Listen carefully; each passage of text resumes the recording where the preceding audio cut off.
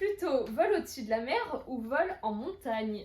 Alors, aussi bizarrement que ça puisse paraître, je préfère au-dessus de la mer parce que j'ai le vertige. Moi, je suis plutôt vol montagne, tu vois.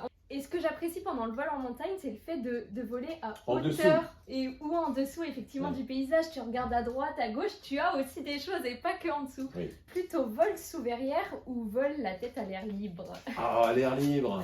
L'air libre. Pilotage à vue ou pilotage aux instruments? Ben moi, c'est vrai que pilotage aux instruments, j'ai pas trop de connaissances. Donc plutôt pilotage à vue pour l'instant. Donc, Aux instruments, ça veut dire également que ça t'évite de regarder dehors. Ouais, exactement, Ouais. aussi. Non, moi je suis plus à regarder dehors, en tout Bon. cas pour l'instant. Le vol aux instruments m'a beaucoup amusé parce qu'en fait, on se rend compte que le cerveau est capable d'intégrer des informations très rapidement. Et quand on travaille sur un horizon, donc on n'a plus aucune référence extérieure, le cerveau peut partir dans des configurations où mal absorber les informations. En quelques heures, en fait, on prend très rapidement en main ces instruments. Et donc, on a un travail en étoile qui s'installe facilement entre l'horizon artificiel, l'altimètre, le vario, etc. Et le cap. Et puis, à partir de là, ben, on s'y installe.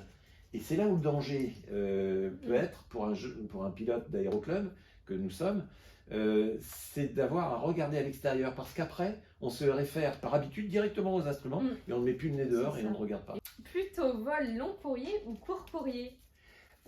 Court courrier. Moi aussi. Pour la bonne raison, c'est que le décalage horaire, je ne supporte pas, ou du moins j'ai beaucoup de difficultés, et c'est pour ça que je n'ai jamais cherché à travailler sur des longs courriers, parce que c'était pas ma tasse de thé.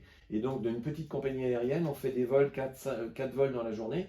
Parfois, on en faisait beaucoup plus, parce que j'ai connu une période où les limitations en vol étaient quasiment inexistantes, et on arrivait à faire avec des amplitudes qui avoisinaient les 17 heures dans la journée. On partait très tôt le matin, on terminait très tard le soir, et voilà.